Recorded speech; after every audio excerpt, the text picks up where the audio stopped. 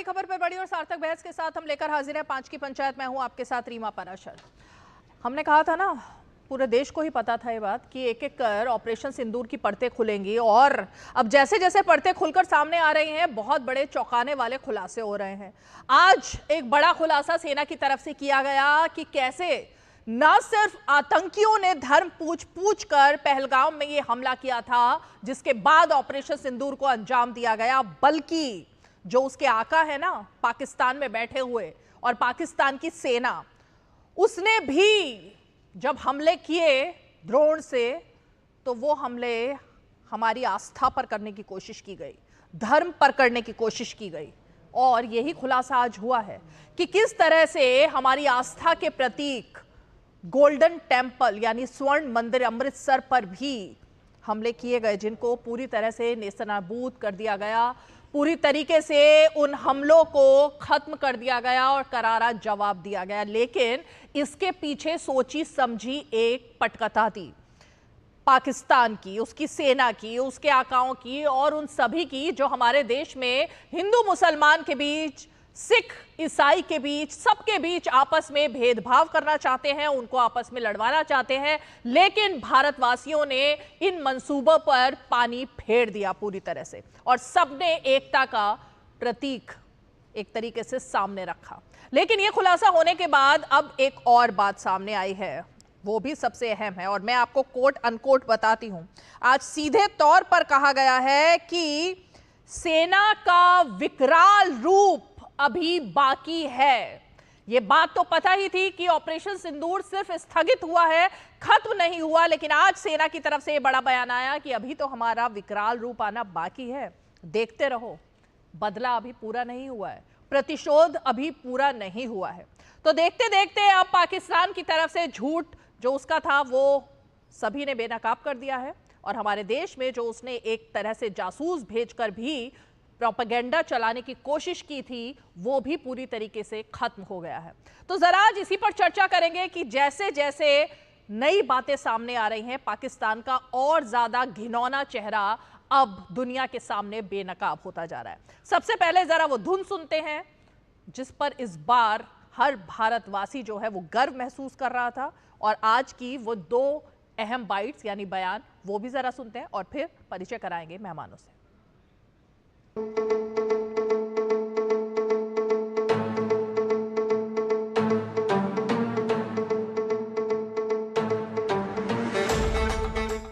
ये शुरुआत पहलगाम आतंकवादी हमले से हुई। गुस्सा नहीं, लावा था। दिमाग में बस एक ही बात, अब की बार सबक ऐसा सिखाएंगे कि इनकी पीढ़ियां याद रखेंगी। ये भावना नहीं, ये न्याय था।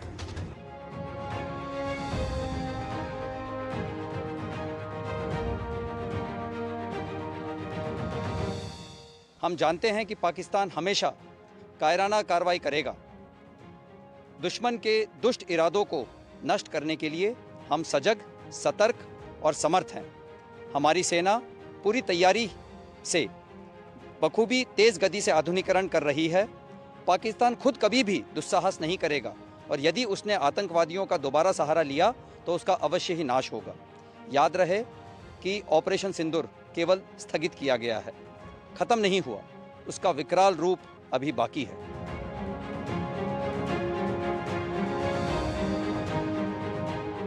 22 तारीख को कफन बांधा था सर पे और हौसले बड़े हथियार थे।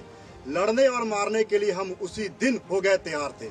मोड़ दिया है मुंह तोहफों का दुश्मन की ओर, बस मौके का इंतजार है। एक बार मिल जाए देश, इस बार आर है जा पार है।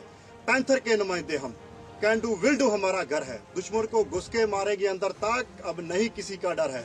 जहन में है बदला, दिल में है जज्बा और आंखों में गरूर है। आतंकवाद को जड़ से मिटाने के लिए हिंदुस्तान ने चला दिया ऑपरेशन सिंदूर है। भारत माता की जय, भारत माता की जय, भारत माता की जय।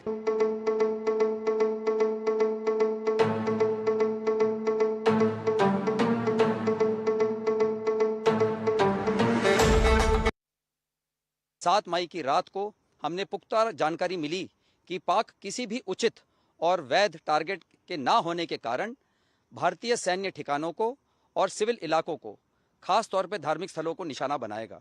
इसमें अमृतसर में स्थित गोल्डन टेम्पल सबसे अहम था। ड्रोन और मिसाइल के जरिए से सभी सैन्य एवं सिविल ठिकानों पे और खास तौर पे गोल्डन टेम्पल पे भारी तादाद से ड्रोन का हमला किया।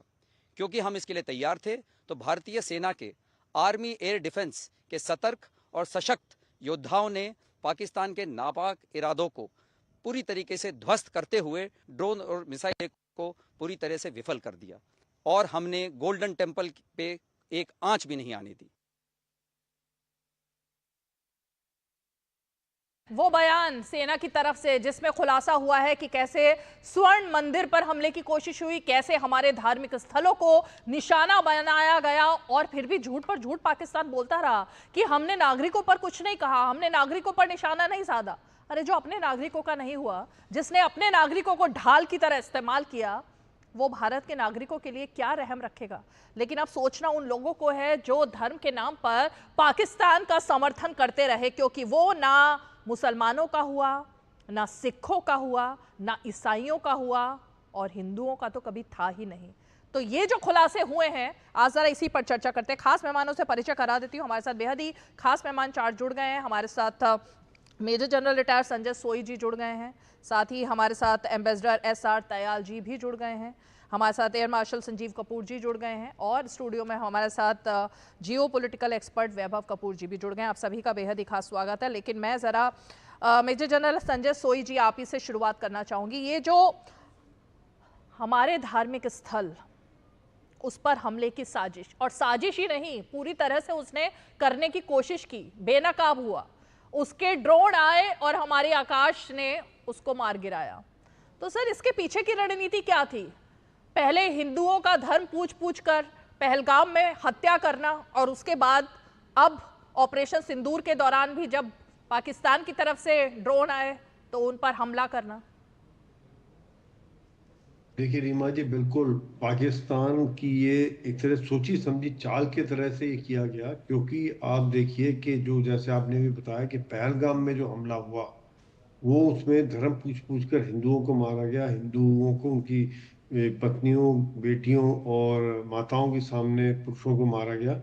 तो ये उनका था, सोचा था कि शायद देश के अंदर हिंदू मुस्लिम दंगे हो जाएंगे और एक तरह से लड़ाई चालू हो जाएगी। लेकिन हमारा देश, जिसमें सभी धर्म वालों ने देश को पहले समझा और इस बात को, पाकिस्तान की इस बात को बिल्कुल नकार दिया कि इस तरह की कोई बात या फीलिंग हमारे अंदर है, भारतीय पहले। दूसरी बात जो उन्होंने सिखों के साथ कोशिश कर रहे हैं लगातार कि कुछ खालिस्तान आंदोलन को बढ़ाने की, और गोल्डन टेम्पल के ऊपर जो सिखों सबसे पवित्र स्थान है उसके ऊपर उन्होंने हमला करने की कोशिश की। यहाँ पर भी वो पूरी तरह से फेल हुए। न केवल हमारी सेनाओं ने उनका मुंह तोड़ जवाब दिया, पूरे आने वाले हर हमले को विफल किया। दूसरी बात, हमारे सिख भाइयों ने बता दिया कि किस प्रकार से आज भी वही जज्बा है जो हजारों सालों से चल रहा है। जो जब से सिख कौम हुई है, भारत की रक्षा के लिए उन्होंने कुर्बानियां दी हैं, जान दी है, और एक बार नहीं अनेकों बार सीमाओं की रक्षा की है। आज भी वही बात उन्होंने बता दी कि आपकी ये चालों में हम आने वाले नहीं है। बहुत ही कुछ छोटा मोटा परसेंटेज है जो कि इस तरह की खालिस्तानी मूवमेंट के साथ जुड़ा हुआ है। इन्होंने ये भी कोशिश की कि बलवंत सिंह पन्नू को टीवी चैनल्स पर ला के उससे भाषण दिलवाया। हाँ। तो एक तरफ आप उधर से बात कर रहे हो, हम सरदारों के साथ है, सिखों के साथ है, दूसरे उनके सबसे धार्मिक स्थल के ऊपर आप हमला कर रहे हो। किस प्रकार का साथ दिखाने की कोशिश कर रहे हो। यहाँ पर फिर पाकिस्तान को मुंह की खानी पड़ी, ना ही केवल सेनाओं के द्वारा बल्कि हमारी सिख कौम के द्वारा। तो पाकिस्तान की रीमा जी हर तरह की हर चाल फेल हो गई। उन्होंने चाइनीज हथियारों पर भरोसा किया, वहां पर हमारा उनका एयर डिफेंस को तोड़ते हुए, उनके रडार सिस्टम को तोड़ते हुए हम उनके सबसे सुरक्षित एयरफील्ड पर काफी अंदर जाकर हमला कर पाए। उनके हमलों को विफल किया, उनकी सोच को विफल किया। यहाँ पर भारत के जनता ने भी किस प्रकार से खड़े होकर इकट्ठे सरकार का, सेना का साथ दिया, ये एक बहुत बड़ी बात है। आज मुझे बड़ा गर्व होता है एक पुराने सिपाही होने के नाते कि जिस प्रकार से आज पूरा देश हमारे साथ जो तिरंगा यात्रा निकल रही है, उसको देखकर भी मुझे बड़ा एक गर्व की फीलिंग होती है कि देखिए आज जो इज्जत मिल रही है, जो प्यार, सैनिक इसी का भूखा होता है। रीमा जी, एम्बेसडर तयाल जी, ये जो बात है, अब क्योंकि पन्नू का जिक्र कर दिया है यहाँ पर, तो खालिस्तानी और जिन लोगों को फंडिंग पाकिस्तान की तरफ से अब तक हो रही थी और अभी भी हो रही है, क्या उनको अब ये समझ आ जाना चाहिए या आएगा समझ कि उनका भी नहीं है पाकिस्तान, उनके भी खिलाफ, उनके भी स्वर्ण मंदिर, उनकी भी आस्था के प्रतीक पर चोट की गई है? जी हाँ, बिल्कुल उनको समझ में आना चाहिए। पर ये लड़ाई एक दिन की नहीं है और इसमें पाकिस्तान ने पन्नून जैसे कुछ लोगों को बहुत दशकों तक पाला है और उनका एक वेस्टेड इंटरेस्ट वहाँ पर हो गया है। पर धीरे धीरे कनाडा में भी पन्नून और बाकी लोगों की जो थोड़ी बहुत सपोर्ट थी वो अब बहुत तेज़ी से कम होती चली जा रही है। और जो ये हरकत पाकिस्तान ने करने का प्रयत्न किया है कि भारत में मंदिरों पे हमला किया, गुरुद्वारे पर हमला किया जम्मू में, और उसके बाद अगर ये खबर भी जो आ रही है कि शायद गोल्डन टेम्पल पे भी उन्होंने कुछ हमला करने की कोशिश की, सर सेना तो का इससे जवाब तो बयान ही पूरा आ गया है। तो उससे तो पूरा देश बहुत ही नाराज होगा। उससे कौन तो खैर बहुत नाराज होगी ही होगी। मैं समझता हूँ कि भारतवासी हर एक बहुत ही उससे गुस्सा होगा। हम सब लोग जाते हैं गोल्डन टेम्पल, मैं खुद गया हुआ हूँ। हर धर्म के लोग वहाँ जाते हैं, हिंदुओं के लिए भी वो बहुत ही एक आस्था का स्थान है। पर देखिए, पाकिस्तान की जो सोच है वो बहुत जहरीली सोच है। जैसा आपने कहा, वहाँ हिंदुओं और ईसाइयों के तो कोई स्थान कभी था ही नहीं, पर उन वहाँ मुसलमानों के लिए भी अब कोई स्थान नहीं है। शिया मॉस्क पे रोज बम फूटते हैं, अहमदियास को वो मुसलमान ही नहीं समझते। तो उनका एक बड़ा जहरीला सोच है, बहुत संकुचित सोच है, और पूरी दुनिया को वो समझना चाहिए। मुझे जो सबसे आश्चर्य ये होता है कि अभी भी बहुत सारे देश हैं जो पाकिस्तान का समर्थन करते हैं। पाकिस्तान को टेररिस्ट स्टेट कहने में भी उन्हें बड़ी परेशानी होती है। अब हमारे इतने डेलीगेशन जा रहे हैं, क्यों जा रहे हैं?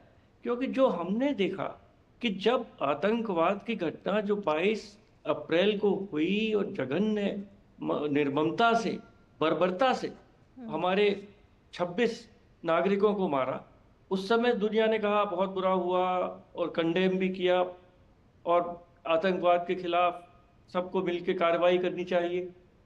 पर जब भारत ने कार्रवाई की तो बड़े दुख का विषय है कि एक देश भी इजराइल के सिवा क्लियरली भारत के सामने साथ नहीं खड़ा हुआ। देखिए, हमें सच्चाई का पूरी तरह से अपने दर्शकों को भी समझाना चाहिए और बिल्कुल। हमें भी समझना चाहिए हाँ। कि आतंकवाद की लड़ाई हमें अकेले लड़नी होगी, स्वयं लड़नी होगी और अपने बल पर लड़नी होगी।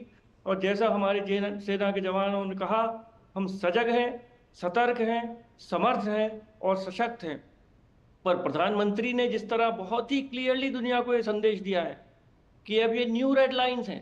अब मैं बहुत ही दुख के साथ ये कह रहा हूं कि हमें दुनिया से अब कोई अपेक्षा नहीं है कि वो भारत के समर्थन में आएंगे। जब भी कोई टेररिस्ट की अगर दुर्घटना दोबारा पाकिस्तान ने दुस्साहस किया तो भारत बहुत कड़ा जवाब देगा और किसी दुनिया से कोई पूछने नहीं जाएगा और उनसे बात करने नहीं जाएगा। जो हमारे साथ डेलीगेशन जा रहे हैं, कल ब्रीफिंग है, शायद परसों जाएंगे, तो वो दुनिया को एडवांस वार्निंग देने जा रहे हैं कि अब भारत का ये स्टैंड है। आपने हमारी कभी कोई मदद नहीं की, FATF वगैरह में थोड़ा बहुत आपने किया था, वो भी आपने अब उसको ग्रे लिस्ट से हटा दिया। तो हम समझ गए हैं कि ठीक है, हमें अपनी सुरक्षा स्वयं करनी है। हाँ। और अगली बार अगर वो कुछ भी करेगा, भारत बुरी तरह से उसका जवाब देगा। तब हम आपको ये चेताने आए हैं, आपको बताने आए हैं कि ये भारत की नीति है और आप इसको अच्छी तरह समझ लीजिए। एयर मार्शल संजीव कपूर जी, अब ये जो लड़ाई है, जो जंग है, ये धर्म और अधर्म की है, ये तो दिखाई दे गया। अधर्म में वो सारे अधर्मी हैं जिन्होंने स्वर्ण मंदिर पर भी हमला करने की कोशिश की और भी गुरुद्वारों से लेकर मंदिरों तक पर हमला किया। तो अब ये साफ हो गया है जो बात तायल जी कह रहे हैं, एम्बेसडर तायल, कि इस लड़ाई में भारत अकेला है और अकेले ही जवाब देना होगा हमें। कहावत है कि जब आपको जरूरत होती है तो उस समय सच्चे मित्र दिखते हैं। तो जब भारत ये स्थिति में आया, जब हम ये 4 दिन की स्कर्मिश हुई पाकिस्तान के साथ, तो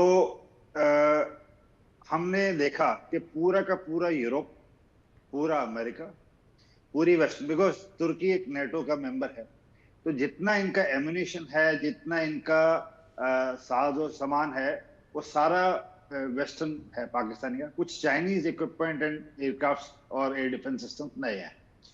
ये जो वेस्टर्न कंट्रीज हैं ये कभी नहीं चाहेंगे कि इनके जो इक्विपमेंट भारत ने निकाले हैं अपने इंडियन इक्विपमेंट से या रशियन इक्विपमेंट से, वो कहीं ना कहीं बाहर आए, क्योंकि इनका सामान बिकेगा नहीं। तो इनको ये कभी भी भारत की सराहना नहीं करेंगे। दूसरा पॉइंट, ये जो देश हैं ये कहीं ना कहीं पुत्र मोह में फंसे हैं पाकिस्तान के साथ, तो ये कुछ भी कर लो उसकी फिर भी मदद करेंगे।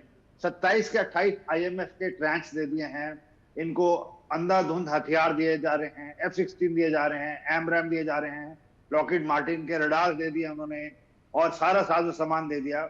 उसके बावजूद जो उनकी टैक्टिक्स है, जैसे आपने बोला कि डिवाइड करने के लिए, कि भारत में वो चाहते हैं कि अंदरूनी कलेश हो और उसका वो फायदा उठाएं, जिसमें वो काफी हद तक नाकाम रहे जी। ये सबसे बड़ी चीज जो दो निकल के आई है, एक तो मैं ऐसा कहना चाहूंगा कि ये जो 4 दिन का युद्ध हुआ, इसमें मैं 2 लोगों की सराहना करना चाहता हूं जो इस दुनिया में हमारे साथ नहीं है और जिनका बहुत बड़ा योगदान रहा है। एक है डॉक्टर APJ अब्दुल कलाम, क्योंकि जो ब्रह्मोस बनाया है, जो आकाश मिसाइल बनाई हैं, जो एयर डिफेंस की पूरी प्रणाली भारत में निर्माण की सेट की है, वो डॉक्टर APJ अब्दुल कलाम का ब्रेन चाइल्ड था और उन्हीं की सोच से आगे बढ़ा। और दूसरा व्यक्ति जो इस दुनिया में नहीं है, जिनको मैं सम्मान देना चाहता हूं इस 4 दिन के युद्ध के लिए, वो है डॉक्टर मनोहर पारिकर। क्योंकि डॉक्टर मनोहर पारिकर ने 2018 में पार्लियामेंट में सबके अगेंस्ट खड़े होके S-400 के लिए लड़ाई की, और वो 2021 से आया, तब अमेरिका नाम पे सैंक्शन लगाए। हमारे ऑपोजिशन ने कहा कि इससे अस्पताल बन जाएंगे, सड़कें बन जाएंगी, S-400 रूस से क्यों लेना। अमेरिका ने धमकी दी कि अगर आपने रशिया से S-400 लिया तो हम अपने ट्रेड और वो खत्म कर देंगे। बट इसके बावजूद, और अभी आपने देखा इस 4 दिन के युद्ध में कैसे S-400 ने हमारे को प्रोटेक्ट किया।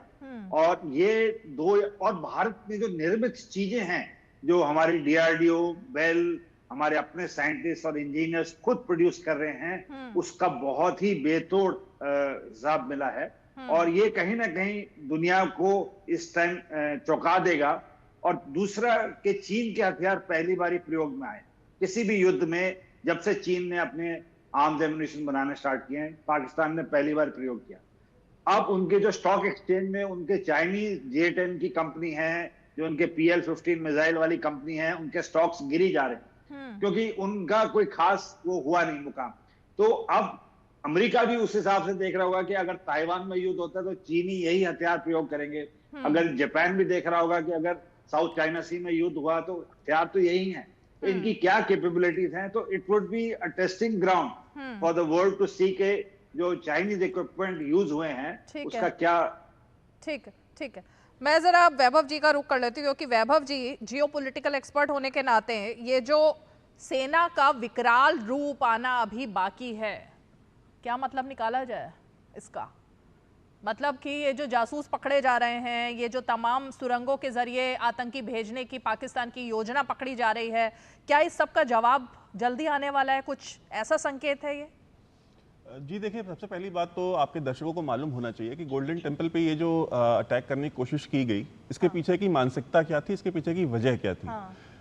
पाकिस्तान के अंदर अगर आप पाकिस्तान स्टडीज़ नाम का एक सब्जेक्ट आता है जो उनके सभी स्कूलों में पढ़ाया जाता है और वो कंपलसरी है, सरकार ने उसको कंपलसरी किया हुआ है।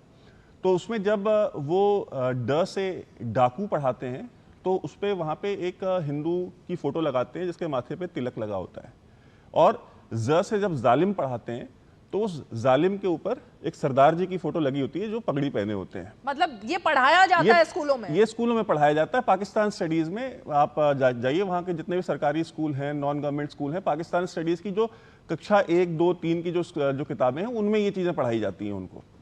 तो ये मानसिकता है इसके पीछे की। दूसरा, वजह क्या थी? मानसिकता तो हमने देख ली, वजह क्या थी? वजह ये थी कि ड्रोन से हमले किए जाएं गोल्डन टेम्पल के ऊपर और फिर इसको जो है डाल दिया जाए भारत की सरकार के ऊपर कि जी देखिए, भारत की सरकार ने इसका भारत पाकिस्तान युद्ध की आड़ लेकर के जो है ड्रोन से जो है हमला गोल्डन टेम्पल के ऊपर कर दिया है, स्वर्ण मंदिर के ऊपर कर दिया है। और फिर उसके बाद पन्नू जैसे लोगों को इस्तेमाल किया जाए, जिनको ऑलरेडी अपने टेलीविजन पे बिठा करके उसको पॉपुलर कर रहे थे, उनका इस्तेमाल किया जाए, और जो स्लीपर सेल्स थे इंडिया में उनका इस्तेमाल किया जाए, और एक सिख अपराइजिंग खड़ी की जाए, और सेना के अंदर जो सिख रेजिमेंट्स है उनके अंदर एक विद्रोह कराया जाए। तो ये उसके पीछे की वजह थी। अब देखिए, ये उन्होंने कोई पहली बार नहीं किया, ये ट्रिक ये पहले भी कई बार इस्तेमाल कर चुके हैं। वो पहले भी सफल नहीं हुई, आज भी सफल नहीं हुई, और वो कभी सफल होगी भी नहीं। अब जहां तक आपने बात की कि भाई ये जो पकड़े जा रहे हैं लोग और ये जो कुछ बड़ा करने की कोशिश की जा रही है, देखिए आसिम मुनीर की बड़ी मिट्टी पलीत हुई है, बहुत बेइज्जती हुई है। एक तो वो रिटायर्ड जनरल थे, वो आर्मी चीफ बन ही नहीं सकते थे, क्योंकि जो इंसान रिटायर हो गया वो कैसे आर्मी चीफ बनेगा। लेकिन उनको रिटायरमेंट के बाद आर्मी चीफ बनाया गया, पॉलिटिकल मैनिपुलेशन के थ्रू आए। दूसरा, आते ही क्या काम किया, जो देश का सबसे पॉपुलर लीडर था उसको उन्होंने उठा के जेल में डाला, उसकी बीवी को जेल में डाला, उसके साथ अत्याचार किया, उसकी पार्टी के लोगों को उठा के जेल में डाला, उनके तत्कालीन विदेश मंत्री को जेल में डाला, उनकी आधी कैबिनेट जेल में, और उनकी पूरी पार्टी को तोड़ दिया। तो इससे जनता में एक जो आक्रोश था वो तो था ही, उस आक्रोश से निकलने की जो छटपटाहट थी, उनको लगा अगर भारत के साथ अगर कोई छोटी मोटी अगर एक जंग लग जाए 2-4 दिन की, तो मैं अपनी पॉपुलैरिटी जो है, अपनी लोकप्रियता वापस पा लूंगा। इसके लिए उन्होंने पहलगाम कराया। हुआ क्या कि उन्होंने जो एंटिसिपेट किया था कि भारत इसके बदले में वो सर्जिकल स्ट्राइक वगैरह कुछ करेगा और हम उसको डिनाई कर देंगे, जैसे हमने पहले डिनाई किया है कि जी चील कौवे मर गए और कुछ हुआ नहीं है, और हमारी जो पॉपुलैरिटी है वो वापस आ जाएगी फौज की। हुआ ये कि इंडिया जो है वो एस्केलेशन लैडर पे इतना ऊपर चढ़ गया कि उन्होंने गेस भी नहीं किया था। इंडिया ने ड्रोन से भी हमले किए, इंडिया ने रॉकेट से भी हमले किए, इंडिया बहावलपुर भी गया, सियालकोट, लाहौर, सखर। आप समझ लीजिए, जो पाकिस्तान का सबसे उत्तरी छोर है, गिलगित बल्तिस्तान का स्कर्दू, वहां से लेकर के कराची से 50 किलोमीटर दूर सखर तक में, जो दक्षिण जो उनका छोर है उनके देश का, उत्तरी से लेकर के दक्षिण तक 12 से 13 एयरफोर्स बेसिस पे उनके हमला किया।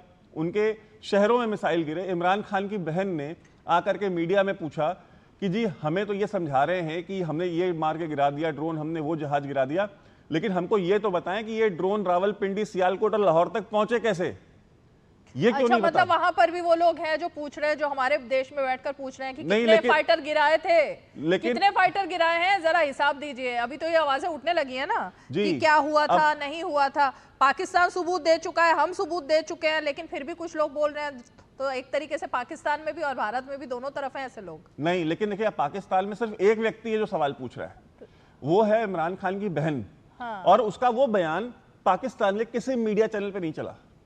वो उनका बयान एक व्यक्ति ने अपने मोबाइल पे रिकॉर्ड करके, ये अंतर है, ये अंतर है, ठीक है, ये अंतर है। और वो बयान उन्होंने अपने मोबाइल पर रिकॉर्ड करके सोशल मीडिया पे डाला।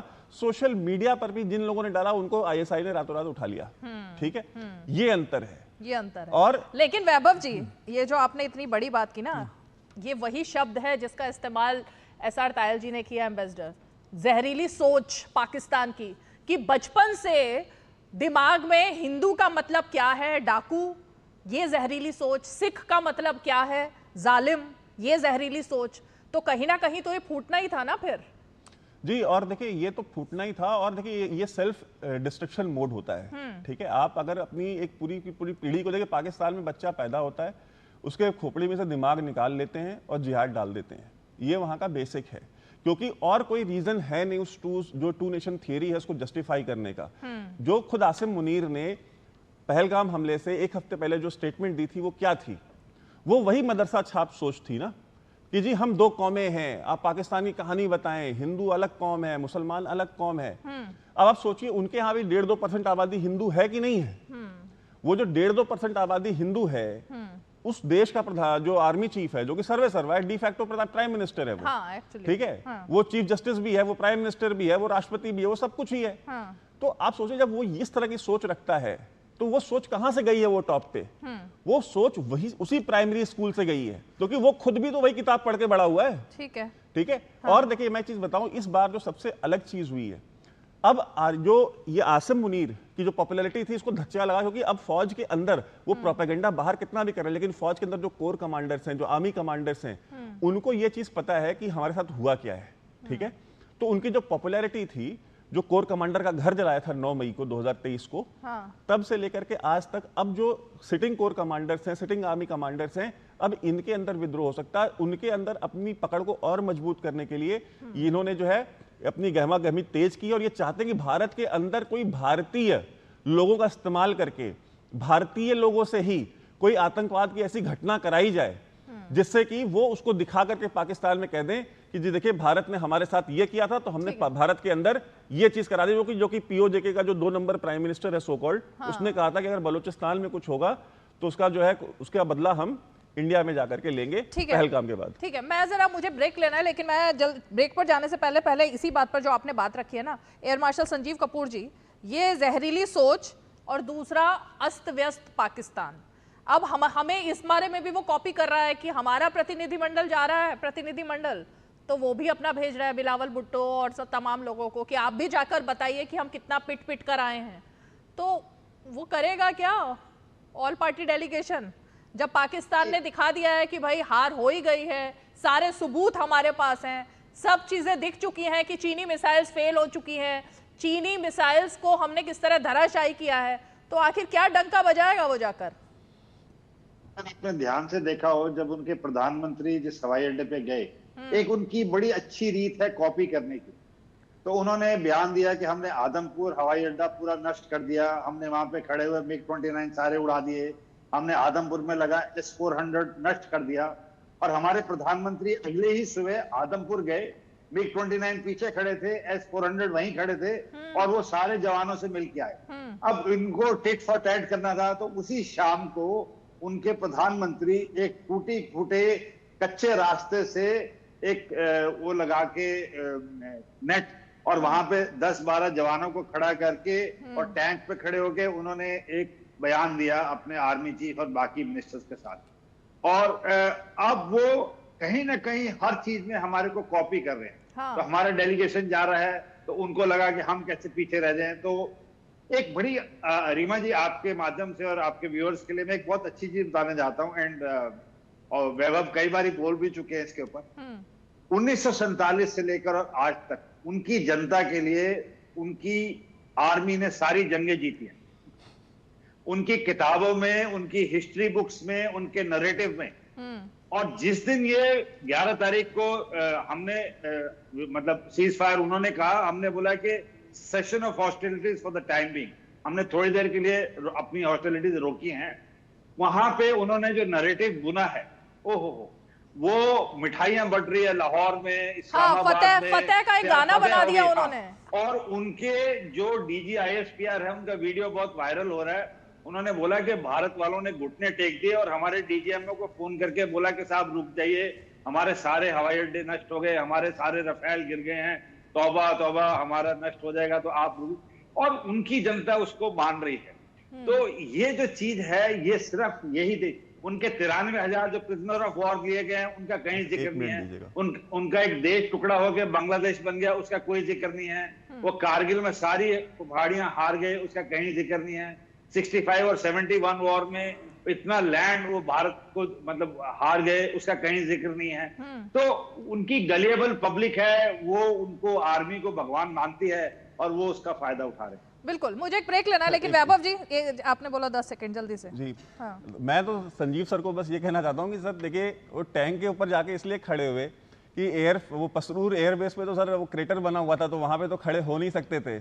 और दूसरी बात कि सर क्रेडिट तो टैंक को ही देना है ना, जहाज को तो दे नहीं सकते पाकिस्तान में, टैंक को ही देना है, चाहे बूट को दे दिए चाहे टैंक को दे दिए, जहाज को कैसे क्रेडिट देंगे।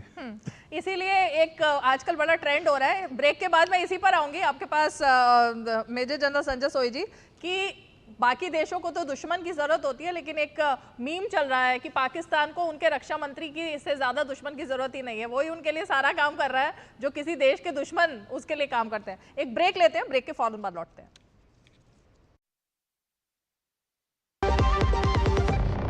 बच्चों को सर्टिफिकेट मिले तो कितना अच्छा लगता है ना। और अगर आपके आटे को भी मिले तो गेहूं की क्वालिटी, आटे की शुद्धता, रोटी की सॉफ्टनेस के लिए सर्टिफिकेट अगर होता तो है ना। आशीर्वाद आटा का क्वालिटी सर्टिफिकेट, पैक स्कैन करो, खुद चेक करो। आशीर्वाद आटा, क्वालिटी का वादा, लिख के ले लो। जब विश्व चाय की बात बोलती है तो आसाम की बात आती है और हम गौरव फील करते हैं। सच में लाजवाब हमारी चाय, Assam की चाय। 200 glorious years of Assam tea. The saga will continue for many more centuries to come.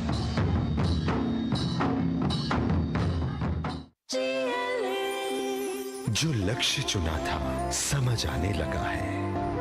GLA university, उच्च लक्ष्य की निश्चित प्राप्ति। चलिए, डीडी न्यूज पर आप देख रहे हैं 5 की पंचायत। मेजर जनरल सोई, जो बात यहाँ पर संजीव कपूर जी ने, एयर मार्शल संजीव कपूर जी ने और वैभव जी ने कही, उसी पर मैं आपके पास आना चाहती हूँ कि आखिर ये प्रोपेगेंडा है क्या? ये भी तो प्रोपेगेंडा है ना कि सिर्फ सत्ताधारी दलों को आप भेज रहे हो, ऑपोजिशन की पार्टी तो उसमें है ही नहीं दल में, जिनको आप दुनिया के पास डंका अपना बजाने के लिए, फतेह का डंका जिसको आप फतेह कह रहे हो, भेज रहे हो।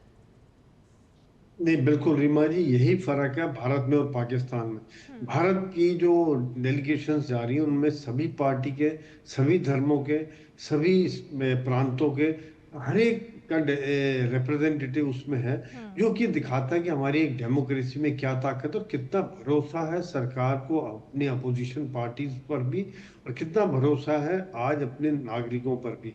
तो ये एक बहुत बड़ी डेप्थ जो भारत की है। दूसरी तरफ पाकिस्तान का देखिए कि वहां पर जो बातचीत चल रही है अंदर ही जो कई बार मैं इस समय में यूएस में बैठा हूँ, उनके भी चैनल देखता हूँ, वहां पर ये भी सवाल उठाया जा रहा है कि भारत ने देखिए अपने सभी ऑपोजिशन वालों को भेजा है, और यहाँ पर आपने जो सबसे पॉपुलर नेता है उसको आपने जेल में डाला हुआ है। तो ये जो बात है, ये सब देखते हुए ये भी सवाल उठाया जा रहा है। दूसरी बात, जैसे एयर मार्शल कपूर ने कही थी, मुझे एक बात और याद आती है कि पाकिस्तान सेना की बात है कि उन्होंने कोई इलेक्शन कभी हारे नहीं और जंग कभी जीते नहीं।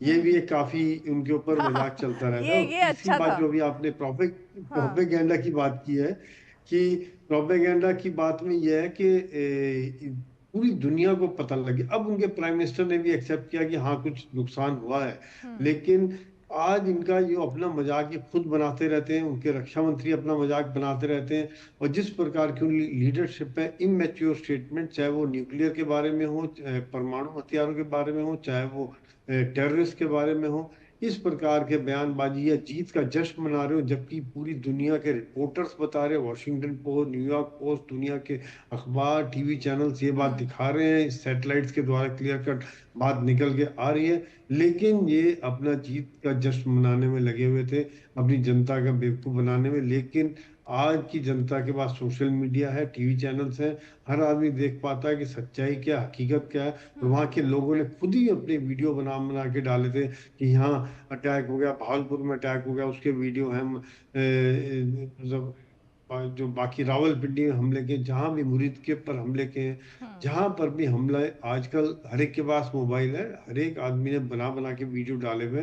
तो इनको शायद दुनिया में हंसी का एक पुलिंदा बन गया पाकिस्तान, कि किस प्रकार के एक लीडरशिप है जो पहले दिन से ही परमाणु हथियारों के इस्तेमाल की बात करते हैं, जो तमाम दुनिया से झूठ बोल रहे हैं कि हम जीते, जबकि हकीकत बिल्कुल सामने है। तो आज यहाँ पर कहीं ना कहीं ये जो हमारा डेलीगेशन जा रहा है, ये 2-3 बातें आपके चैनल के थ्रू ये भी बताना चाहता मैं, जो शायद शामिल है उसमें। एक तो उनका झूठ को बेनकाब करना, आतंकवाद जो पाकिस्तान की सेना नहीं, एक आतंकवादी ग्रुप है, और तीसरा जो उनके परमाणु हथियार हैं उनको कहीं ना कहीं उनसे ले लेना चाहिए, क्योंकि वो इस लायक नहीं है, उनकी लीडरशिप इस लायक नहीं, उनकी सेना इस लायक नहीं है कि उनको हैंडल कर सके, उनको संभाल सके। सर एम्बेसडर तयाल, मैं यही बात जरा पूछना चाहूंगी आपसे, क्योंकि ये एक सीरियस मैटर है कि जो लोग, चाहे वो कनाडा में बैठे हुए खालिस्तानियों का पर्दाफाश हुआ हो या तमाम जगहों पर, चाहे अभी ये पन्नू की भी बात हो रही थी, ये भी तार किसी से छुपे हुए नहीं थे कि पंजाब में जो नशे की खेती और नशा भेजने का जो एक पूरा रैकेट का पर्दाफाश हुआ, वो भी तार पाकिस्तान से जुड़े हुए थे। तो एक तरफ वो वहां पर ये सब काम कर रहा था, दूसरी तरफ हमारे धार्मिक स्थलों पर निशाना। ये जो सोच है जहरीली जिसको आपने कहा, इससे पाकिस्तान हासिल क्या करना चाह रहा था आखिर?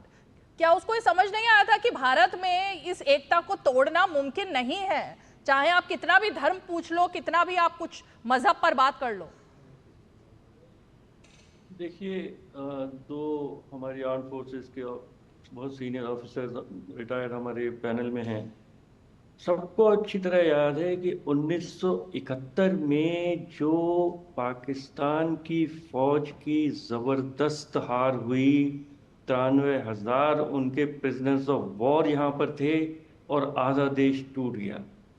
पाकिस्तान की आर्मी उसका बदला लेना चाहती, वो चाहती है कि किसी ना किसी तरह भारत को भी तोड़े उन्होंने प्रयत्न किया, खालिस्तान का किया, पूरा उसकी हिस्ट्री है, हमारे सब आपके सब दर्शकों को पता है, पूरा उन्होंने प्रयत्न किया, पर देश पूरा एक साथ रहा, मजबूत रहा और उसको ख़त्म किया गया। अब ये कश्मीर में प्रयत्न कर रहे हैं। तो जो जहरीली सोच एक तो धार्मिक है कि इस्लाम और हिंदू, ये टू नेशन थ्योरी कह लीजिए, ये सब है, और दूसरा वहाँ की आर्मी बदला लेना चाहती है 1971 का, ये चीज़ है।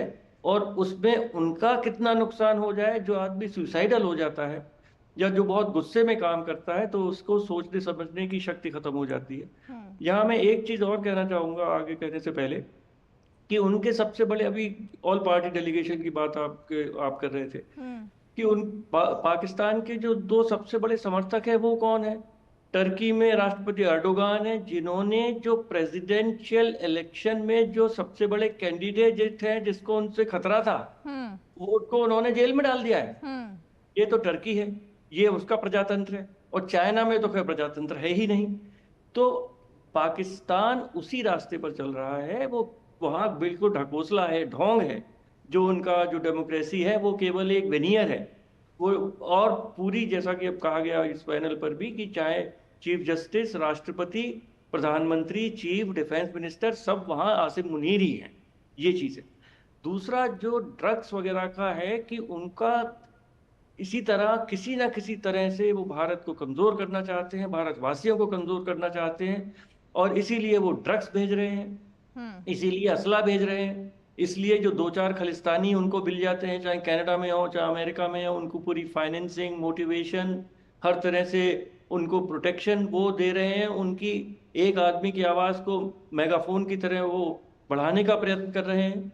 तो ये सब उनकी चालें हैं, और उसको भारत को अपने देश में भी समझना है, उसको सब देशवासियों को समझाना है, और विदेशों में भी जाकर जो पाकिस्तान को कहते हैं कि नहीं छोटा देश है, और भारत से कहते हैं कि भाई आप देख लीजिए थोड़ा सा, और वो न्यूक्लियर भी है, ये सब है, पर अब जो इस समय स्थिति है वो ये है कि पाकिस्तान का जो ये असली चेहरा है, जो एक टेररिज्म का है, ड्रग्स को प्रमोट करने का है, और दूसरे देशों को हानि पहुंचाने का है, चाहे वो अफगानिस्तान हो, चाहे भारत हो, चाहे और देश हो, उसको हमें दुनिया के सामने रखना है।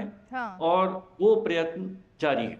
वैभव जी, ये जो हंसी उड़ का पात्र बन रहा है, मतलब आपको याद है अभी कुछ दिन पहले ये बात भी साफ हुई थी कि पाकिस्तान की सेना ने अपने शौर्य के लिए जो गाना, थीम सॉन्ग दिखाया, वो था तेरी मिट्टी में मिल जावा, जो कि भारत की फिल्म का है, भारत का गाना है। मतलब उनको अपना थीम सॉन्ग भी बनाना था, तो उन्होंने भारत का गाना चुराया और उसको वहां लगा लिया। तो ये तो पाकिस्तान है।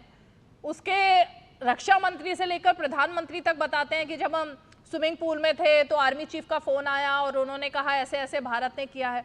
मतलब कितना हंसी का पात्र और बनेगा पाकिस्तान, और फिर भी बाज नहीं आ रहा है। जी देखिए, इसका मतलब वो बता रहे हैं कि कपड़े सिर्फ पाकिस्तानी फौज के नहीं, पाकिस्तान के प्रधानमंत्री के भी उतरे हुए थे जब ये सब कुछ चल रहा था। तो और देखिए दूसरी बात ये है कि पाकिस्तान की सेना के पास देखिए अपना है क्या, मुल्क किसी और ने बना के दे दिया है। ठीक है, C2 और सेंटो से हम शुरू हों, जो अर्ली 50s में उन्होंने अमेरिका के साथ एग्रीमेंट किए, फिर कोल्ड वॉर हमने देखी, फिर उसके बाद वॉर ऑन टेरर हम देख रहे हैं। बेसिकली चुंगी नाका मुल्क है ना, वो अमेरिका को या दूसरे देशों को वहाँ से आने जाने के लिए जो रास्ता चाहिए होता है उसका वो भाड़ा लेते हैं, उसका चुंगी नाका टैक्स लेते हैं, उसी के ऊपर वो पूरा मुल्क चल रहा है। ग्लोबल ब्लैकमेल है कि भाई हमारे पास न्यूक्लियर वेपन है, अगर हम नहीं हुए, बट वो तो गीदड़ भभकी निकली ना, वो तो नहीं, उनका ये है कि अगर हम नहीं हुए, अगर पाकिस्तान की फौज नहीं हुई, तो ये न्यूक्लियर बम जो है ये आतंकवादियों के हाथ में चले जाएंगे। हाँ। ठीक है, उनको ये पता है कि भाई हिंदुस्तान की फौज जो है, हिंदुस्तान की जो सेना है, उसके अंदर इतनी क्षमता है कि वो हमको खत्म कर सकती है। लेकिन उनका ब्लैकमेल वो नहीं है। उनका ब्लैकमेल अगर हम खत्म हुए तो इनका होगा क्या। उसी लिए भारत के जो रक्षा मंत्री हैं, उन्होंने जब वो हमारे एयरफोर्स बेस पे गए तो उन्होंने वहां जाके क्या बात कही, उन्होंने कहा कि IAEA को चाहिए कि भाई इनके सबसे पहले तो इनके न्यूक्लियर बम ले, क्योंकि अगर ये न्यूक्लियर ब्लैकमेल चलता रहा, ये खुद अपने मुंह से कह रहे हैं कि अगर हम नहीं रहे तो ये आतंकवादियों के हाथ में चला जाएगा, तो ये तो निश्चित है कि एक दिन आएगा कि ये नहीं रहेंगे, तब उन न्यूक्लियर वेपन्स का क्या होगा। तो देखिए उनकी बात में भी छुपी हुई एक बात थी कि ये तय है कि वो एक दिन नहीं रहेंगे, और ये बात वहां की फौज को पता है। दूसरी बात, देखिए, पाकिस्तान के अंदर जो परिस्थितियां हैं इस साल, बहुत सारे लोग भारत में नाराज भी थे कि आईएमएफ ने जो है उनको $1 बिलियन फिर दे दिया है। उस पर तो कंडीशन लगा दी है। ठीक है, कंडीशन लगा दी, लेकिन आप ये भी समझिए ना कि पाकिस्तान को इस साल $1 बिलियन जितना मिला है, उतने की तो सिर्फ गेहूं इंपोर्ट करनी है, दुनिया से खरीदनी है। आपको याद है ना, पिछले साल लोग आटो की लाइनों में मर रहे थे, भाई भगदड़ मच रही थी। तो इस साल उन्होंने $1 बिलियन का तो गेहूं ही आयात करना है। तो जब ये जो पैसा आया, जब तक गेहूं ही मंगा लेंगे, तो ये जो क्रेटर्स बने, जो एयरफोर्स के जो बेसेस तबाह हुए, इनका मेंटेनेंस कैसे होगा, सड़कें कैसे बनेंगी, ये भी एक सवाल है। नहीं, लेकिन ये सवाल है, लेकिन एयर मार्शल संजीव कपूर जी, आज भी जो बड़ी खबर आई वो ये आई कि भले ही अब तो देखिए इस ऑपरेशन सिंदूर ने एक चीज तो सर साफ कर दी, वो आप ज्यादा बता पाएंगे, कि जो चेहरा था कि आतंकियों के साथ हम नहीं खड़े हैं, आतंकियों को कोई पनाह नहीं दे रहे हैं, वो तो खुलकर सामने आ गया कि आप उनके जनाजे में भी सैल्यूट दे रहे हैं, आप उनको अब एक तरीके से फंडिंग भी कर रहे हैं, वो भी आपने साफ कर लिया, उनको कंपनसेशन देने की भी बात है। और आज सेना पार से यानी पीओके पर पाक सेना और लश्कर के बीच बैठक चल रही है आगे की रणनीति बनाने के लिए। तो सर ये तो अब पोल सारी खुल गई है, फिर भी क्या दुनिया को समझ नहीं आ रहा है? सबको पता है, पहले दिन से पता है, बट तो धृतराष्ट्र की तरह आंख पे जान के पट्टी बांधी हुई है कि दुनिया को ना दिखे। ये इंटरट्वाइंड है। एक आपके व्यूअर्स के लिए मैं एक चीज और, मेरी ऑब्जर्वेशन है कि इनकी जो आर्मी है वो जनाजे में खड़ी है टेररिस्ट के, उसके ऊपर $5 मिलियन की बाउंटी है जो प्रेयर लीड कर रहा है, टेररिस्ट के कफिन्स के ऊपर नेशनल फ्लैग है। बिल्कुल।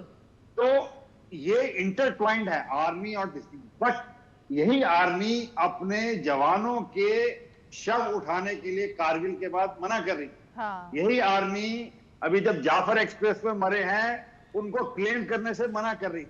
तो जो अपने हैं, जो उनकी अपनी वर्दी वाले हैं, जो उनकी अपनी आर्म फोर्सेस वाले हैं, उनको नहीं ले रहे, बट उन टेररिस्ट को ऐसा सम्मान दे रहे हैं। जो दूसरा पॉइंट जो मैं आपके व्यूअर्स के लिए बताना चाहूंगा कि वेस्ट का जो दोगलापन है वो धीरे धीरे अब प्याज की तरह परतों से खुल रहा है दुनिया के सामने, क्योंकि वो उन्होंने कभी जिंदगी में नहीं सोचा था कि भारत के निर्मित हथियार कहीं ना कहीं उनके बनाए हुए एडवांस हथियारों को विफल कर दे।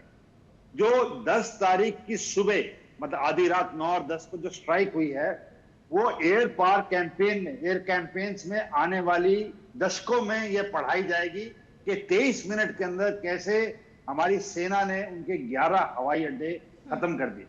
दुनिया में आज तक की हिस्ट्री में नहीं हुआ कि 11 हवाई अड्डे 23 मिनट के अंदर पूरे प्रिसीजन वेपन के साथ एक्यूरेटली निकाल दिए गए। ये जो हुई है, इंस्टेड ऑफ एक्नॉलेजिंग, वेस्ट ने इसके बारे में कोई जिक्र ही नहीं किया।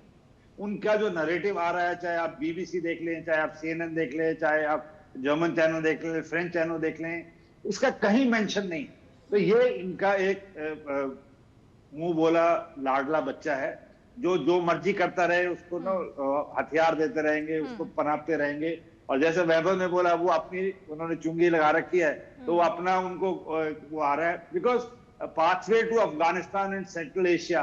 एंड अभी कहीं ना कहीं चीनी भी परेशान होंगे, क्योंकि एक तो उनके हथियार ठीक से चले नहीं, उनकी स्टॉक मार्केट गिर रही है, दूसरा बलूचिस्तान में जो अनरेस्ट है और जो $2 ट्रिलियन के वहां पे रिजर्व्स हैं, माइंड, मिनरल्स, गैस, गोल्ड, उस पे उनको खतरा दिख रहा है।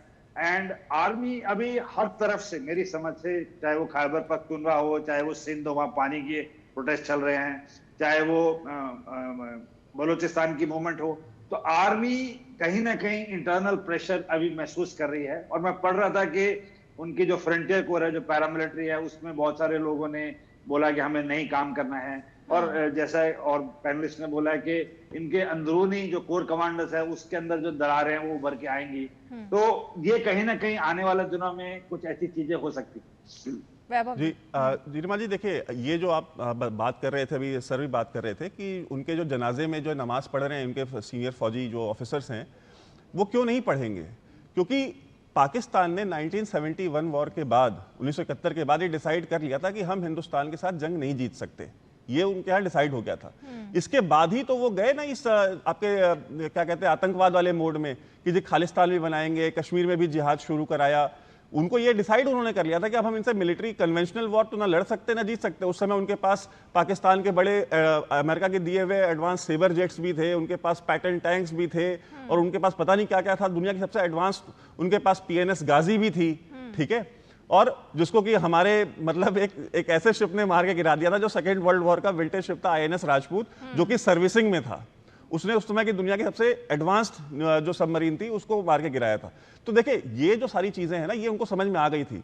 पाकिस्तान के फॉर्मर आर्मी चीफ ये बात बोल चुके हैं कि ये जो आतंकवादी संगठन है ये हमारी सेकंड लाइन ऑफ डिफेंस है या लास्ट लाइन ऑफ डिफेंस है।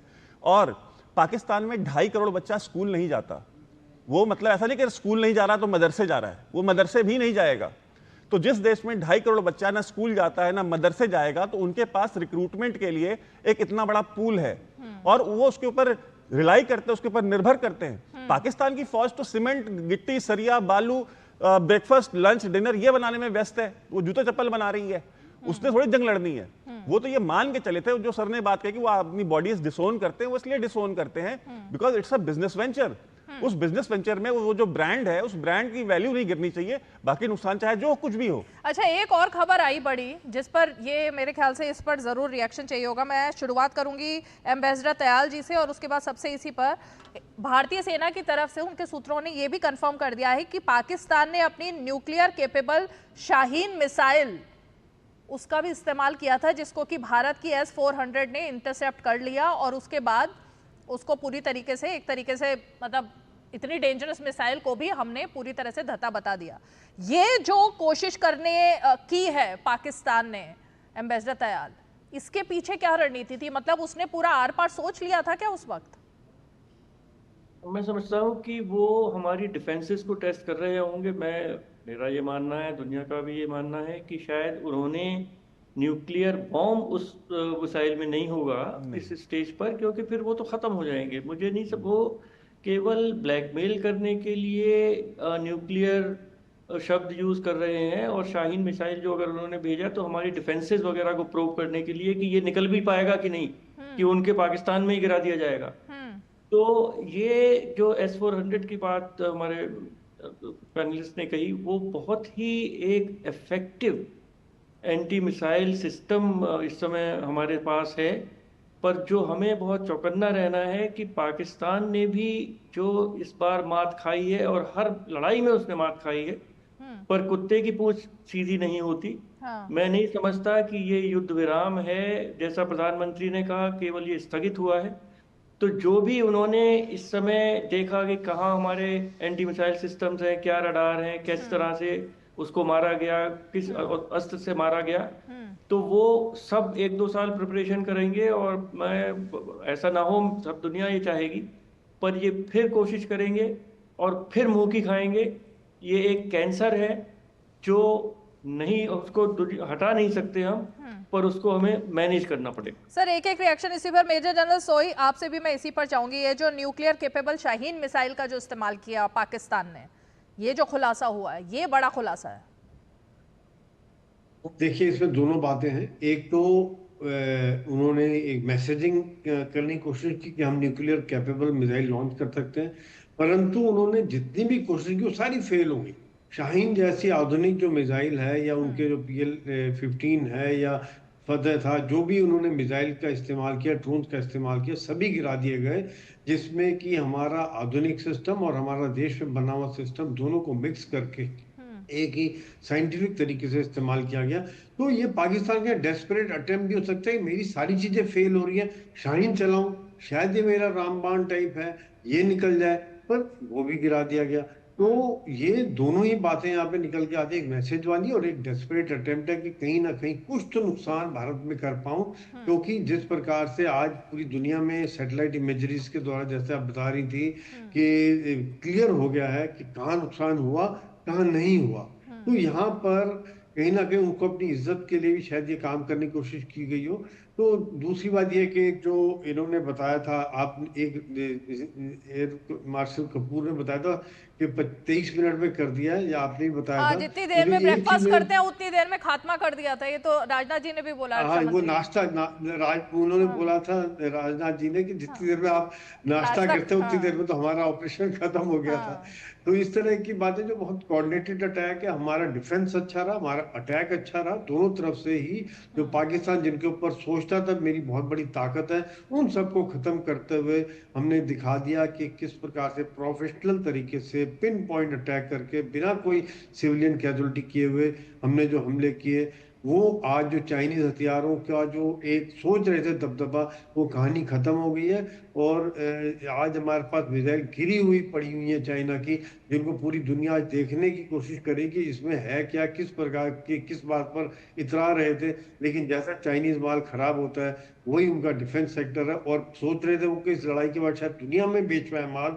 मुझे लग रहा है पाकिस्तान भी शायद इनसे खरीदे या ना खरीदे, फ्री में दे देगा तो ले रहे हैं, नहीं तो शायद पैसे देके कोई लेना चाहे तो पाकिस्तान वाले भी सवाल करेंगे आप ऐसा क्यों कर रहे हो। हाँ सर, पोल तो मतलब सिर्फ पाकिस्तान की खुली, लेकिन झटका जो लगा वो लगता है सबसे बड़ा चीन को लगा है कि उसका माल जो है वो तो हर तरीके से खराब ही निकल गया। मतलब उसके माल को लेकर अगर कोई युद्ध में जाए तो उसका क्या हाल हो जो पाकिस्तान का हुआ। लेकिन एयर मार्शल संजीव कपूर जी, इसी पर आपका भी रिएक्शन चाहूंगी मैं। से जो सबसे डिफाइनिंग चीज रही इस 4 दिन के युद्ध में, वो था जब हमने 6-7 की रात को पाकिस्तानी पंजाब में भावलपुर, मुरीद के और जो सियालकोट और ये जो बाकी टारगेट्स निकाले, उनके यहाँ पे 44 इयर्स के बाद कोई चीज उनके पंजाब के थ्रू आई है। तो उन्होंने जो नैरेटिव अपनी जनता को बुन के दिया था कि यहाँ पे एक परिंदा भी पर नहीं मार सकता, ये दुनिया की सबसे सेफ जगह है, ये सबसे वेल गार्डेड है, एंड यहीं पे लश्कर तैयबा, जैशे मोहम्मद, इनके सबके हेडक्वार्टर्स थे जो हमने। और अगर आप फोटोज देखें तो प्रिसीजन स्ट्राइक है, मतलब गुंबद गया तो सिर्फ गुंबद गया, अगल बगल का कुछ नहीं गया जो हमने टारगेट सेट किए हैं। तो ये चीजें देख के वो पहले दिन से बौखला गए। अब उनकी जो मेन ऑडियंस है जो पंजाब में स्थित है, उनको दिखाने के लिए उनको कुछ तो करना पड़ेगा। तो उन्होंने जो तुर्की से आए ड्रोन्स हैं, जो चीन से आए हथियार हैं, मिसाइल्स हैं, वो दे दनादन 7 की रात, 8 की सुबह, 8 के दिन, 8 की रात करते रहे। भारत में जवाबी में हमने सिर्फ उनके एयर डिफेंस इक्विपमेंट निकाले, कुछ रेडार्स निकाले। तो ये कहीं ना कहीं बहुत अच्छी स्ट्रेटेजी है। हमने वो रास्ते खोजे कि जिससे कि अगर हमारे को जरूरत पड़ी तो हमारी चीजें, मिसाइल्स निकल सकती। और वही हुआ। जब वो बाज नहीं आए, जब उन्होंने ये Shaheen, I am not sure, मेरे पास कोई ऑफिशियल जानकारी है नहीं, मीडिया से आई है, या जो भी मिसाइल उन्होंने फायर की हैं, जब ये लिमिट से बाहर होने लगी तो भारत ने एक नॉच ऊपर किया एस्केलेशन लैडर में, और जिसमें उन्होंने नर्व सेंटर निकाला। मेरी समझ से जब नूर खान, जो चकलाला है, जो 65-71 वॉर में बहुत यूज किया गया है, जो कि जनरल हेडक्वार्टर के साथ में है, जो कि इस्लामाबाद के साथ में है, वहां पाकिस्तान एयरफोर्स की एकेडमी है, जो काहुता न्यूक्लियर रिएक्टर के पास है, जब वो उनका कमांड एंड कंट्रोल सेंटर वहां से गया तो उनको लगा, और जो उनके प्रधानमंत्री ने बोला कि 2:30 बजे मुझे उठाया गया है, तब उनको, मेरी समझ से ये डिफाइनिंग मोमेंट था जब उनको रियलाइज हुआ कि हम कहीं पे भी किसी भी टारगेट पे स्ट्राइक कर सकते हैं, और तभी उन्होंने ये शायद अगला रास्ता लिया। वैभव जी, फाइनल कमेंट आपकी तरफ से, क्योंकि आपने जो बात कही उसी से जरा खत्म करेंगे आप ही की बात से, कि दुनिया को दिखाने के लिए वो बता रहा है कि न्यूक्लियर वेपन आतंकियों के हाथ में चले जाएंगे, लेकिन शाहीन का इस्तेमाल कर रही है आर्मी वहां की, तो फिर तो ये तो दोगली चाल चल दी ना उसने एक तरीके से। ये देखिए, वो शाहीन चलाया गया था, वो इसलिए चलाया गया था क्योंकि उनका ये था कि भाई अगर हम शाहीन यूज करते हैं तो वो बेसिकली सिग्नलिंग अमेरिका के लिए थी कि हम अब इस लेवल पे आ गए हैं कि हम शाहीन फायर कर रहे हैं, ठीक है। अब हम इसके बाद हम अब्दाली भी करेंगे, बाबर भी करेंगे, और उस मोड में हम चाह रहे हैं। तो एक अमेरिका के अंदर एक पैनिक, वॉशिंगटन के अंदर एक पैनिक क्रिएट करने के लिए, क्योंकि अमेरिका ने शुरुआती दिनों में ही जेडी वैंस ने कह दिया भाई ये हमारा लेना देना नहीं है। डोनाल्ड ट्रंप ने भी कमेंट करने से मना कर दिया, उन्होंने कहा कि भाई उनका आपस का मसला है, वो बहुत दिन से चल रहा है, वो अपना देख लेंगे। पाकिस्तान ने ये सारी चीजें एंटिसिपेट नहीं की थी, उसको ये था कि हमेशा कोई भी इस तरह की सिचुएशन क्रिएट होगी इंडिया पाकिस्तान के बीच तो पाकिस्तान तुरंत, अमेरिका तुरंत आएगा पाकिस्तान के डिफेंस में। वो हुआ नहीं, तो वो बड़े आश्चर्यचकित थे पाकिस्तान के अंदर जो एस्टैब्लिशमेंट थी। और जब इतने दिन बीत गए, और इतने दिन बीतने के बाद उनको जब लगा कि यार अब ये एग्जिस्टेंशियल थ्रेट है, क्योंकि इंडिया एस्केलेशन लैडर पे चढ़ते जा रहा था, इंडिया कहीं रुक नहीं रहा था, और उनको ये डेस्परेटली चाहिए था कि आखिरी जो कदम है एस्केलेशन लैडर के ऊपर वो हम रखें कि जी देखिए हमने ये कर दिया, अब इसके बाद इंडिया की हिम्मत नहीं हुई। उन्होंने जो जो करने का प्रयास किया, हमने वो सब सारी चीजों को विफल किया और हम एस्केलेशन बढ़ाते चले गए। तो इससे घबरा करके उन्होंने वो घबराहट में उन्होंने वो मिसाइल फायर की थी कि शायद अमेरिका आकर के अब हमको बचा लेगा। तो ये आपको दिखाता है कि पाकिस्तान के अंदर और पाकिस्तान की जो स्टैब्लिशमेंट है उनकी बातों के अंदर, पाकिस्तान में मैं हमेशा कहता हूँ पाकिस्तान की फौज के अंदर ना एक मौला जेट सिंड्रोम है, ठीक है। वो मौला जेट सिंड्रोम, ये फिल्म बनी थी पाकिस्तान में मौला जेट, वो बड़ी फेमस थी वहां पे, बड़ी सुपरहिट फिल्म थी। उसमें एक मौला जेट होता है और वो बातों बातों पे ना बड़ी बड़ी बड़के मारता है, ठीक है। वो क्या कर पाता है नहीं कर पाता ये बात की बात है, लेकिन बातें बड़ी बड़ी करता है। तो ये जो बीमारी है ना, ये जो सिंड्रोम है मौला जेट सिंड्रोम, ये पाकिस्तान की फौज को है। वहां का जो आर्मी चीफ बनता है उसको ये होता है यार मैं एक एक्सटेंशन मिल जाए, मैं आपको पता है पॉलिटिशियन छोड़िए, ये आर्मी चीफ छोड़िए, पॉलिटिशियंस, भुट्टो ने क्या बोला कि घास खाएंगे 1000 साल लड़ेंगे। तो घास ही खा रहे हैं और क्या खा रहे हैं, आटा तो मिल नहीं रहा, आटों की लाइनों में तो मर रहे हैं। ये जो मौला जेट वाली आपने बात कही है, ये कोई एक कैरेक्टर होगा ना जिसके ऊपर बनाई गई है फिल्म? जी, उस जेट, उसका नाम ही मौला जेट है। जो मतलब कोई एक कैरेक्टर नहीं है, सबके ऊपर, वो सबके ऊपर फिट हो जाता है। 2 कैरेक्टर, एक नूरी नत है, एक मौला जेट है। अच्छा। तो नूरी नत आप समझ लीजिए कि इस समय जो वहां पे प्राइम मिनिस्टर है और मौला जेट वहां का आर्मी चीफ है। चलिए, बहुत बहुत शुक्रिया, आप सभी खास मेहमान हमारे साथ 5 की पंचायत में जुड़े, और इसीलिए पाकिस्तान की पोल भी खुल रही है, प्रोपेगेंडा भी सामने आ चुका है, और अब सिर्फ इस बार भारत के सामने नहीं बल्कि पूरे विश्व के सामने अब ये सभी दुनिया के देशों को तय करना है कि आखिर वो किसके साथ खड़े हैं, किसके साथ खड़े हैं, और आखिर क्यों खड़े हैं। क्योंकि ये लड़ाई सिर्फ भारत की अकेली नहीं है, बल्कि ये लड़ाई उन सभी देशों की होनी चाहिए जिनके साथ पाकिस्तान अब तक ऐसा ही सुलूक करता रहा है। चलिए, 5 की पंचायत में आज इतना ही, कल फिर होगी मुलाकात, तब तक के लिए हमें दीजिए इजाजत, नमस्कार।